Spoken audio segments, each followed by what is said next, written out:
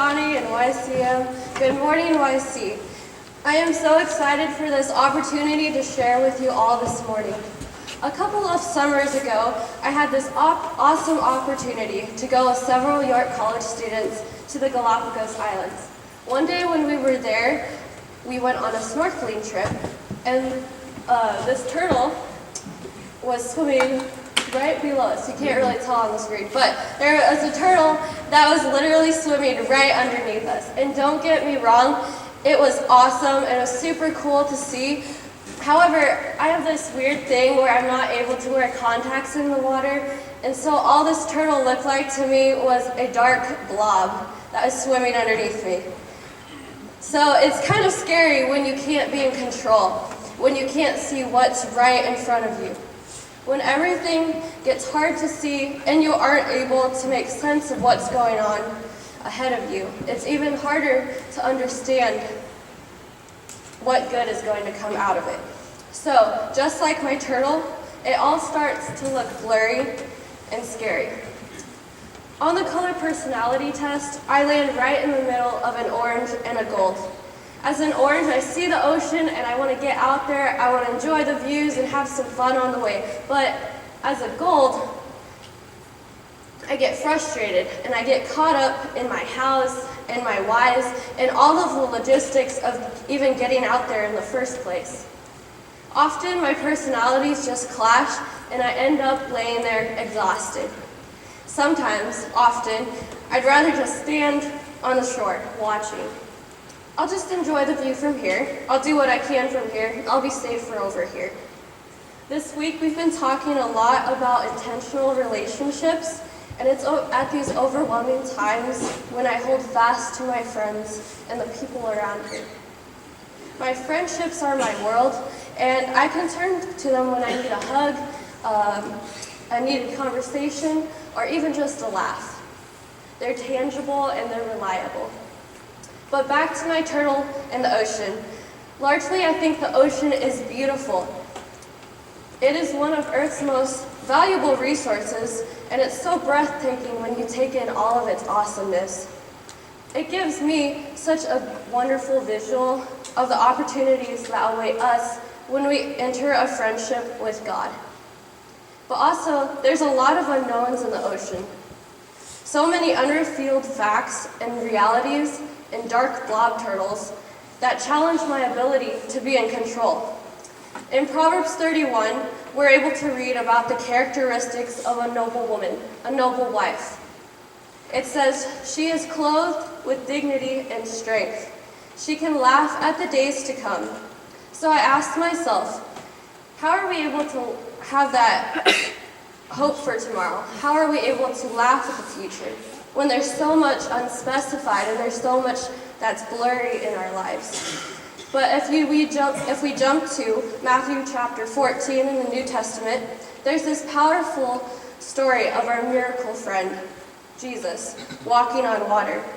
And just previous to this, Jesus has just fed 5,000 people with only 5 loaves of bread and 2 fish. Jesus told his disciples to get in their boat and go across to the other lake, and that he's going to meet them there. They had no questions.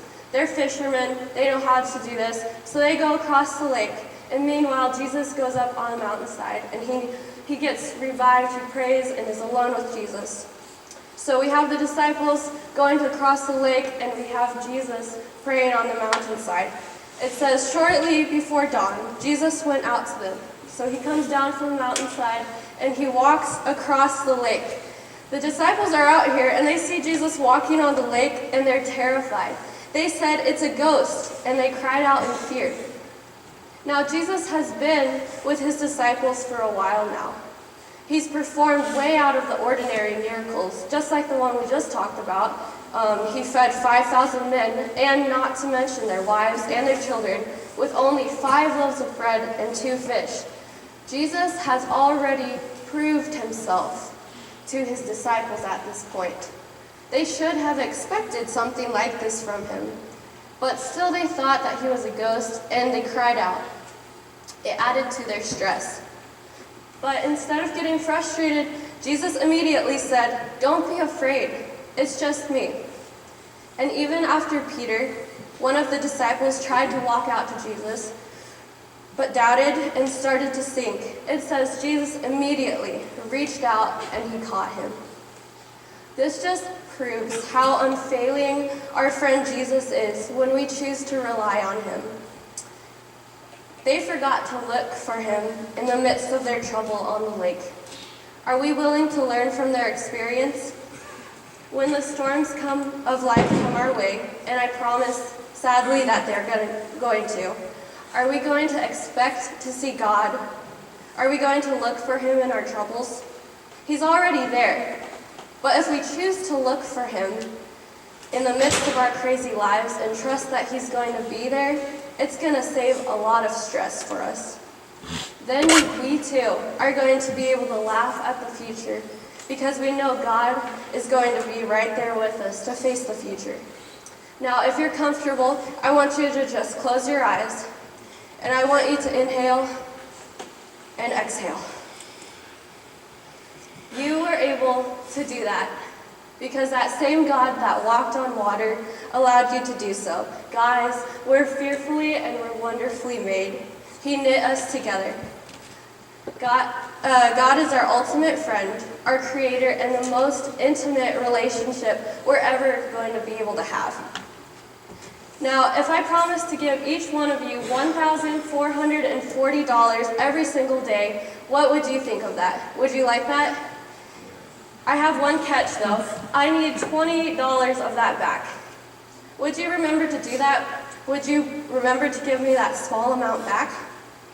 I know that 1,440 is somewhat of a random number, but that's the amount of minutes that we have in each day. That's the amount of time that we're given and we have the choice of how we want to spend it. We give each other the time of the day.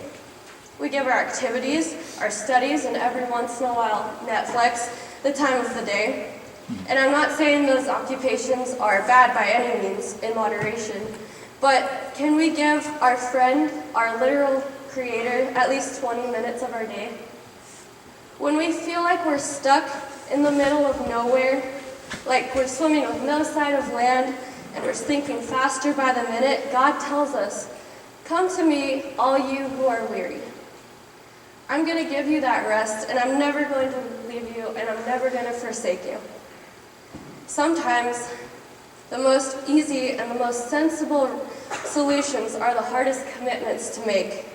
But if you start to give him those 20 minutes each day, or maybe even starting out with 10 each day, it's going to become like a second nature, and it's going to give you that boost, and it's going to revive you and give you the strength that you need to face the day.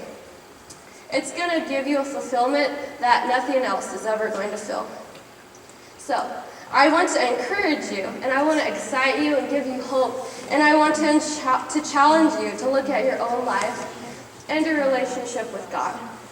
We have amazing blessings in our friendships here and in every interaction that we have. We weren't created to spend our lives on the shore watching others venture out into the deep.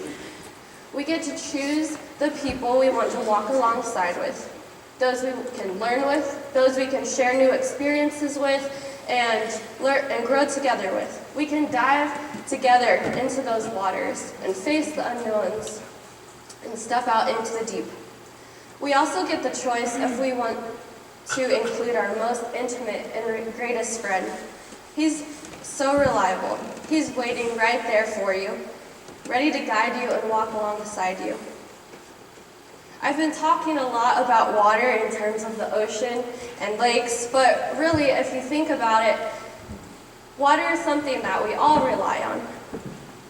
It's something that we all need to survive. It's important and awesome that we have intentional relationships to better ourselves, but in order to ultimately survive, if we remember to invest in the greater relationship with God, and we learn to look for him in the storms of our lives, we can dive into those waters, and he'll be right there too. You will be able to laugh at the future and have no worries for tomorrow. Thank you.